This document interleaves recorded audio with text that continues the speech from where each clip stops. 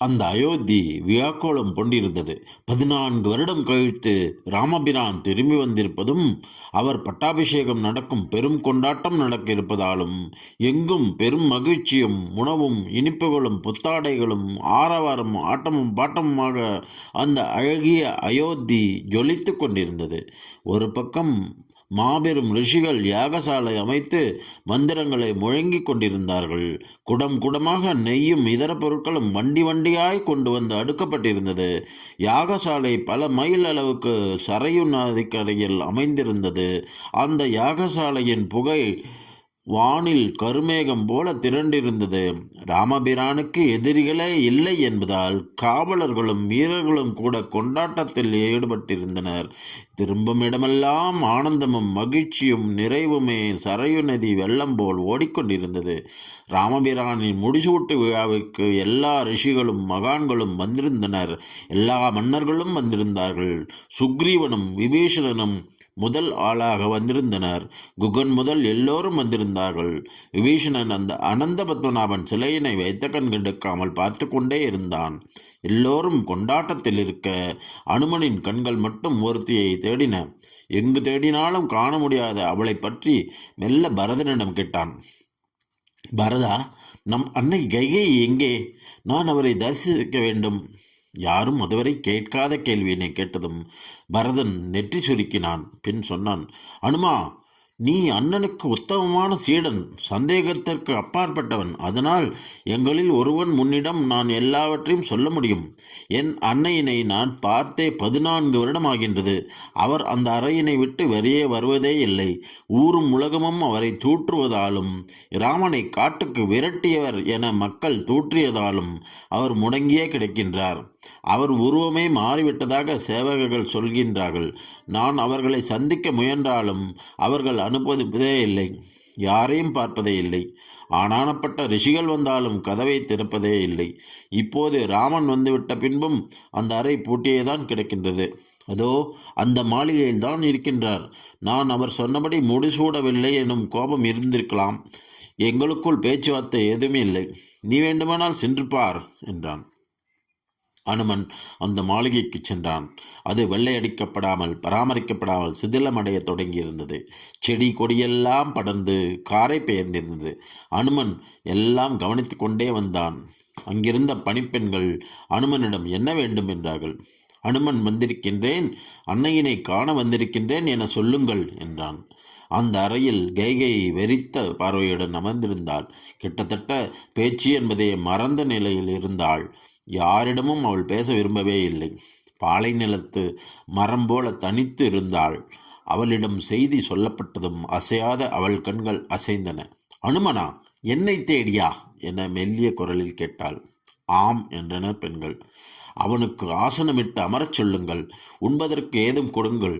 நான் வருகின்றேன் என்றவள் தன் கோலத்தை கண்ணாடியில் பார்த்தாள். கண்ணாடி தூசி அடைந்து கிடந்தது. அதுவரை அதை காணும் அவசியமே அவளுக்கு ஏற்படவில்லை. கொஞ்சம் துடைத்து தன்னை பார்த்தவள் அஞ்சினாள். நன்றாக உற்று பார்த்தாள். பின் விரக்தியாய் சிரித்தாள். தலையினை ஆட்டிக்கொண்டாள். ஒரு சால்வையினை எடுத்து தன் மேல் போர்த்தி கொண்டு தளர்வாய் வந்து அமர்ந்தாள். அனுமன் அவளை கண்டதும் கலங்கி போனான். மிக மெலிந்த உருவம், ஒட்டிவிட்ட கன்னங்கள், நரைத்த தலைமுடி, அதுவும் எண்ணெயோ அது அலங்காரமோ இல்லாமல் சடை விழுந்த முடி. ஆனால் பார்வையில் ஒரு வைராக்கியம் என அவள் அமர்ந்திருந்தாள். அயோத்தி அரசகுல பெண் என்னும் அடையாளம் ஏதும் அவளுக்கு இல்லை. அவள் பேசத் தொடங்கினாள். நீதான் அனுமனா? ஆம் தாயே. என்ன விஷயமாக வந்தாய்? கேட்டவள் முகத்தில் எதுவுமே உணர்ச்சி இல்லை. ஆனால் அவள் கண்கள் தன்னை தீர்க்கமாக பார்த்து திரும்பியதை அனுமன் கவனித்தான். ராமனை பெற்று அயோத்திக்கு தந்த தாய் கௌசல்யா. ஆனால் உலகுக்கு தந்த தாய் நீங்கள் அல்லவா? நீங்கள் இல்லாவிட்டால் ராமன் என்னும் மகா உத்தமன் எங்களுக்கெல்லாம் எப்படி கிடைத்திருப்பான்? அப்படி ஒருவனை உலகுக்கு தந்த தாயினை சந்தித்து வாழ்த்து பெறவே வந்தேன். கைகையே அவனை கண்கள் விரிய பார்த்தாள். உற்று பார்த்தாள். பெருமூச்சு ஒன்றை இட்டவள் கொஞ்ச நேரம் வானம் பார்த்தாள். கண்களை மூடிக்கொண்டாள். பின் அனுமனை கண்டாள். அவள் முகத்தில் மெல்லிய புன்னகை அரும்பிற்று. அவனை அருகில் அழைத்தாள். தாயே என ஓடிச் சென்று அவள் காலடியில் அமர்ந்து கொண்டான் அனுமன். அவன் தலையினை தட்டவாறே புன்னகைத்தாள். 14 ஆண்டு கழித்து அதுதான் அவள் முதல் மெல்லிய புன்னகையாயிருந்தது. அனுமன் மெல்ல கேட்டான், தாயே, எல்லாராலும் எல்லாரையும் புரிந்து கொள்ள முடியாது, அது அவசியமும் அல்ல. ஊரும் உலகமும் செல்வதையெல்லாம் நம்புவதும் மடமை. யாரும் என்ன வேணாலும் சொல்லட்டும், நீங்கள் இல்லாவிட்டால் எங்களுக்கு ராமன் இல்லை. அதனால் உங்களை காண விழுந்தேன். உங்களை பார்த்தால் ஒரு பராக்கிரம சக்தியின் வடிவமாகத்தான் தோன்றுகிறது. நீங்கள் மகாசக்தி என்பதை கண்டிப்பாக நம்புகின்றேன். எனக்கு கிஷ்கிந்தாவுக்கு வந்த ராமனை தான் தெரியும். வாலி ராவணன் என வதம் செய்த ராமனை தெரியும். ஆனால் அயோத்தியில் இருந்த ராமனை தெரியாது. எங்களுக்கு அவனை தந்தவர் என்னும் வகையில் நீங்கள் அவனை பற்றி சொன்னால் காதார கேட்டுக்கொள்வேன். அவன் புகழை, அவன் வாழ்வை எல்லோரும் சொல்வதை விட நீங்கள் சொன்னால் மிகவும் சரியாக இருக்கும் அல்லவா? மெல்லச் சிரித்தாள் கைகேயி.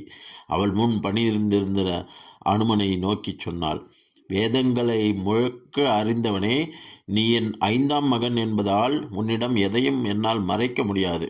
நீ அறிந்து கொள்ள வேண்டிய விஷயம் உண்டு. நான் கேகய நாட்டு மகள், அசோபதியின் ஒரே மகள். அதுவும் சாதாரணமாக பிறந்தவள் அல்ல. என் தந்தை ஒரு மகாமேதை. எல்லா வேதமும் ஜாதகமும் ஆகம விதிகளும் யாக முறைகளும் இன்னும் பலவற்றையும் கற்றுத்தந்தவர். எத்தனையோ பேரின் கர்மவினை தீர வழிகாட்டியவர். ஒருவரின் எல்லா காலத்தையும் கணிக்கும் ஆற்றல் அவருடையது. நெடுநாள் வாரிசு இல்லாத அவருக்கு பெரும் யாகத்தில் சரஸ்வதியின் அம்சமாக பிறந்தவள் நான். அதனால் கூர்மதி இயல்பாக இருந்தது. அவர் தனக்கு தெரிந்த எல்லா கலைகளையும் எனக்கு கற்றுக்கொடுத்து ஜாதகம் முதல் எல்லாவற்றையும் கற்றுத்தந்தார். எல்லா கலைகளும் எனக்கு பிரசித்தி ஆயின. என் தகப்பனாரிடம் எல்லோரும் தங்கள் குறைகளை கேட்க வருவார்கள். அப்படித்தான் இந்த தசரதனும் வந்தார். அவரின் பெரும் சோகம் புத்திரன் இல்லை என்பதே. அவர் சூரிய வம்சத்தில் வந்தவர்.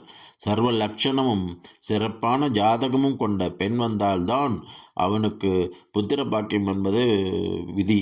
அவனுக்கு என் ஜாதகம் தெரிய வந்தபோது என்னை மனம் செய்து கொள்ள விரும்பினார். ஆனால் என் தந்தைக்கு வருத்தம் இருந்தது. காரணம், என்னை பட்ட மகிழ்ச்சியாக இருத்தி தன் பேரனை அரசனாக்கத்தான் அவர் விருப்பம் இருந்தது. அதனால் திருமணத்துக்கு மறுத்தார். அப்போதே என் மகனைத்தான் அரசனாக்குவேன் என்று, என்னை ராணியாக்குவேன் என்று சொல்லித்தான் மனமுடித்தார் தசரதன். அனுமனே, புத்திரனை பிரிந்து தசரதன் வாட வேண்டும் என்பது அவர் மகன்களை பெறும் முன்பே கிடைத்த சாபம்.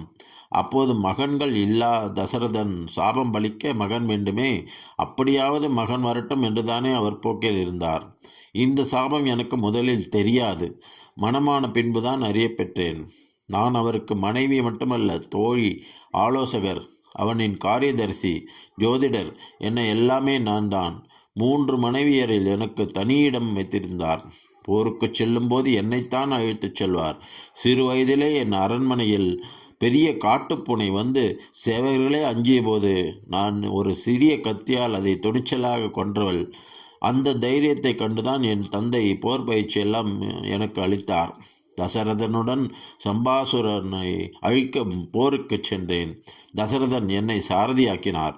காரணம், என்னை மீறி அவரை தொட முடியாது என்ற நம்பிக்கைதான். போரில் அசுரன் அவரின் தேர் அச்சாணியினை குறிவைத்த போது நான் என் கட்டை விரலை அச்சாணிக்கு கொடுத்து அவர் உயிரை காத்தேன். அந்த போரில் வென்ற பின்புதான் எனக்கு 2 வரங்கள் கேட்கலாம் என மகிழ்வுடன் தந்தார். அந்த வரத்தை கேட்கும் அவசியம் எனக்கு எப்போதும் வரவில்லை. அதன்பின் தசரதன் புத்திரருக்கான யாகம் செய்த பின் 4 மகன்கள் இங்கு வந்தார்கள். நான் அவர்களை என் பிள்ளைகளாகத்தான் வளர்த்தேன். வம்சம் வம்சமாக வந்த போர்க்கலையினை நானே 4வருக்கும் தொடக்கத்தில் கற்றுக் கொடுத்தேன். ராமன் அதில் மிகவும் சிறந்து விளங்கினான். என் மகன்களில் அவனையே சிறந்தவனாக கருதினேன். எல்லோருக்கும் விருப்பமான ராமன் எனக்கு மூத்த மகன் என்னும் கர்வம் இருந்தது. அவனுக்கு முதலில் வில் பிடித்து கொடுத்தது நானேதான். ராமன் ஒவ்வொரு வெற்றியினை பெற்று வரும்போதும் என்னிடம்தான் முதலில் வருவான். என்னை தாயாக அல்ல, குருவாக கொண்டாடினான். ஆனால் தசரதன் அவனுக்கு பட்டாபிஷேகம் என முடிவெடுத்த போது நான் திகைத்து விட்டேன். காரணம், எல்லோருடைய ஜாதகம், சாபம், கர்மவினை என எல்லாம் அறிந்தவள் என்பதால் மிகவும் துடித்து போனேன். என்னிடம் நல்ல நேரம் குறிக்கத்தான் தசரதன் வந்தாரே தவிர பட்டாபிஷேகம் என்படும்போது அவரின் முடிவு. மூத்த மகனுக்கு அரசுரிமை என்பது இயல்பானது என்பதால் அவர் அங்கே ஆலோசிக்க ஒன்றுமே இல்லை என கருதி இருக்கலாம். சொன்னவள் குரல் மெல்ல உடையத் தொடங்கிற்று. அனுமன் அவளை கவனித்து கொண்டே இருந்தான். அனுமனே, ஆனால் அந்த சாபம் நிச்சயம் பலிக்கும். ராமன் முடிசூட்டி கொண்டால் அயோத்தியில் தங்கிவிடுவான். அப்படி அவனும் இங்கு இருக்கும்போது தசரதனின் சாபம் பலிக்கும் என்றால், ஐயோ அனுமனே, உன்னால் தாங்க முடியுமா? என்னால் தான் முடியுமா? தசரதன் மகனை பிரிந்து அழுது சாக வேண்டும் என்பது விதி. ராமனுக்கோ 14 வருடம் அவன் நேரம் சரியில்லை. தலையில் கிரீடம் ஏறினால் அவன் உயிருக்கு ஆபத்து என்பது ஜாதகம். அதோடு கூட பெரிய கண்டம் ஒன்றும் அவனுக்கு இருந்தது. கணவனா மகனா என நான் அழுது கொண்டிருந்தேன். தசரதன் ராமனுக்கு பட்டாபிஷேகம் என சொன்னபோது உள்ளூர் மிகவும் துடித்து கலங்கி போனேன். ஒரு பக்கம் கணவன், ஒரு பக்கம் மகன். இந்த குடும்பத்தை காக்கும் பொறுப்போ என்னுடையது. அனுமனே, அப்போதுதான் மந்தாரை வந்தாள். அவள்தான் எனக்கு ராமன் அயோத்தியில் இருந்து சூரியகுல மன்னர்களைப் போல சராசரி மன்னனாக வாழ்ந்து முடிய வேண்டுவன் அல்ல. அவன் உலக ஜோதி. அவன் பெருமை உலகெல்லாம் தெரிய வேண்டும் என்ற நோக்கில்தான் என்னிடம் பேசினாள். அப்படித்தான் நான் தசரதரிடம் பெற்ற 2 வரங்களை அவள் நினைவுபடுத்தினாள். எனக்கு வேறு வழி தெரியவில்லை. இந்த குடும்பம் என்னுடையது. இதை காக்கும் மிகப்பெரிய பொறுப்பும் என்னுடையது. தசரதன் சாபம் நிறைவேறும், கண்டிப்பாக நிறைவேறும் எனும்போது ராமன் இங்கிருத்தல் கூடாது. அதுவும் 14 வருடம் இருக்கவே கூடாது. அதனாலே மனதை கல்லாக்கி அந்த வரம் கேட்டேன். அனுமனே, நான் அந்த வரத்தை அவன் ஆயுளுக்கும் கேட்டிருக்கலாம். ராமன் தன் ஆயுள் வரை அயோத்திக்கு வரக்கூடாது என்று கேட்டிருக்கலாம். செய்தேனா? அவன் கஷ்டகாலம் முடியும் மட்டும் போதும் என்றுதான் 14 ஆண்டுகள் எனச் சொன்னேன். அதுவும் இந்த நாட்டின் மன்னனுக்கு கிரீடம் சுமப்பவனுக்கு ஆபத்து என்பதால் என் மகன் பரதனையே பலி கொடுக்கவும் நான் துணிந்தேன். அனுமனே, ராமனை ஒரு நொடி பிரிய விடாமல் வளர்த்தவள் நான் அவனை எப்படி 14 வருடம் பிரிய நினைப்பேனாம்? ஆனால் விதியினை வெல்ல நான் யார்? எவ்வளவு அழுதிருப்பேன், எவ்வளவு கலங்கியிருப்பேன். என்னால் தான் ராமன் பிரிந்தான் என நாடெங்கும் பேசினார்கள். இன்னும் என்னவெல்லாமோ சொல்லி என்னை தூற்றினார்கள். எனக்கு நல்ல பெயர் முக்கியமல்ல. ராமன் தான் முக்கியம். என் கண்மணி முக்கியம். அவன் உயிர் முக்கியம். நான் அந்த பழியினை சுமந்தேன். என் மகன் கிரீடம் ஏற்க மறுத்தான். லக்ஷ்மணன் மனைவி ஊர்மிளை தவ வாழ்க்கை வாழ்ந்தாள். அனுமனே, சீதையாவது ராமனுடன் வந்தாள். ஆனால் ஊர்மிளை இங்கு எல்லாருமே தியாகம். அனுமா, ராமனுக்காக நான் தியாகம் செய்தேன். பரதன் செய்தான். லட்சுமணன் மனைவி செய்தாள். இதுதான் ராமன் மேல் நாங்கள் கொண்டிருந்த மிக பேரன்பு. எனக்கு அச்சமெல்லாம் அவன் வாழ்வில் வரும் கண்டத்தினை பற்றி இருந்தது. நான் இந்த 14 ஆண்டுகள் மிகவும் கடும் தவம் இருந்தேன். ஒருவேளை தான் உண்டேன். வெறும் விரதம் இருந்தேன். அப்படியும் அவனுக்கு ராவணனுடன் யுத்தத்தில் ஆபத்து வந்தது. அவன் மூர்ச்சையானபோது நீதான் அவனை காத்தாய். என் பிரார்த்தனையெல்லாம் உன் உருவில் வந்தது. அனுமனே, நான் ஒன்றும் அறியாதவள் அல்ல. ஒவ்வொரு தகவலையும் யோக நிலையில் நான் பெற்றுத்தான் வந்தேன். ராவணனை நானே அழித்திருப்பேன். ஏன், சீதையே தொலைத்திருப்பாள். அவ்வளவு ஏன், உன்னாலேயே அவனை நொறுக்கி இருக்க முடியும். ஆனால் விதித்தது நடக்கும்படி ராமனால் அவன் அழிந்தான். அந்த நேரம் அவனுக்கு இருந்த ஆபத்தும் உன்னால் நீங்கிற்று. இனி அவனுக்கு ஆபத்தில்லை. அவனும் நாட்டுக்கு திரும்பிவிட்டான். இப்போதும் அவன் என்னை அன்னை என கொண்டாடுகின்றான். அவன் மனம் நான் அறிவேன். ஆனால் சபை அறிய என்னால் வர முடியாது. வந்தால் மக்களும் ஆட்களும் ஏதோனும் பேசுவார்கள். என்னை புரிந்து கொள்ள யாராலும் முடியாது. அது பற்றி எனக்கு கவலையும் இல்லை. நான் யாரிடமும் எதுவும் பேசவும் இல்லை. என் கடமையினை நான் செய்தேன். இன்று எல்லோரும் கொண்டாடும் ராமனை காப்பாற்றி கொடுத்தேன். இதோ என் கண்மணி பட்டாபிஷேகம் காணப்போகின்றான். இதற்கு என்னை விட மகிழ்ச்சி அடையும் ஒருவரை நீ காண முடியாது. அங்கு வந்து ராமனுக்கு அன்னை நான் என்பதில் அல்ல மகிழ்ச்சி. அயோத்தி மன்னனாக ஆபத்தில் சிக்கி இருக்க வேண்டியவனை காத்து அவன் ஆபத்து காலம் நீக்கி அரசனாக்க வழி செய்தோம் என்ற மனம் நிறைவு கொள்கிறதல்லவா? அதுவல்லவோ மகிழ்ச்சி. கைகேயி, நீ இந்த குடும்பத்தின் காவல் என என் கணவர் சொன்னதை நான் நிரூபித்து விட்டேன். அது அல்லவா மகிழ்ச்சி. இஷ்வாகு வாரிசாக இங்கேயே மன்னனாக இருந்து முடிந்திருக்க வேண்டியவனை, ராமனை உலக சக்கரவர்த்தியாக, அதுவும் உன்னை போல உண்மையான பக்தனை பெற்றவனாக அரியணையில் அமர்த்தினேனே, அதுதான் நிறைவு. இதையெல்லாம் சொல்லி சொல்லி காட்ட வேண்டிய அவசியமே இல்லை. எல்லோர் முன் சொல்லும் காரணமும் இல்லை. என் மனம் ராமன் அறிவான். அவன் மனம் நான் அறிவேன். அனுமனே, நீ உத்தமன். ராமனுக்கு முழு பலமும் காவலமாய் இருந்தவன். அவன் உயிரை, அதாவது என் உயிரை காத்து தந்தவன். அதனால் உன்னிடம் மட்டும் நான் மனம் திறந்தேன். பட்டாபிஷேகம் நன்றாய் நடக்கும். நான் அதை எங்கிருந்தாலும் பார்க்காமல் இருக்க மாட்டேன். என் கடமை முழுமையாகும் அந்த பூரண நொடி முக்கியமானது என்றாள். பெரும் காரியத்தை சாதித்த நிறைவு அவள் முகத்தில் இருந்தது. தாயே, நீ எனக்கும் இனி அன்னை என அவள் பாதம் பற்றி அழுது கொண்டிருந்தான் அனுமன். யார் எதை தொலைத்தாலும் கண்டுபிடித்து கொடுப்பவனே, என் ராமனை என்னிடம் மீட்டுக் கொடுத்தாய். என் மனதின் ஆழத்தினையும் கண்டறிந்து கொடுத்தாய். எல்லா உயிர்களுக்கும் பூமியில் என் மகனாய் நீயும் காவல் இருப்பாய். யார் எதை தொலைத்தாலும் கண்டறிந்து கொடுப்பாய். என் தவப்பலனை உனக்கு முழுவதும் தருகின்றேன் என கொடுத்தாள் கைகை. அனுமன் அப்போது 1000 அனுமன் பலத்தை முழுக்க பெற்றவனாய் சொன்னான். தாயே, என்னோடும் ராமனோடும் எக்காலமும் நீயும் மக்களால் கொண்டாடப்படுவாய். எல்லாம் முன்னாலேதான் உலகுக்கு நலமாய் தர்மமாய் கிடைத்தது என்பதை ஒவ்வொருவரும் புரிந்து கொள்வார்கள். கலக்கம் வேண்டாம். இதுவரை கலங்காத நான் இனிமேல கலங்கப் போகிறேன் எனச் சொல்லி புன்னகைத்தாள் கைகை. அந்த முகத்தில் பராசக்தி வந்து சென்றதை ராம அவதாரத்தை இயக்கிய அந்த மகாசக்தியினை கண்டு மீண்டும் விழுந்து வணங்கினான் அனுமன். சூரிய குலம் என்பது பெயரளவில் இல்லை.